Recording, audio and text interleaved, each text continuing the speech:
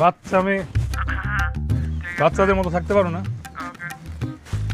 ঝাল খাইতে পারো না? ঝাল খাইতে বলছে কে? ঝালে তো চোখ মুখ লাল বানায় ফেলছো।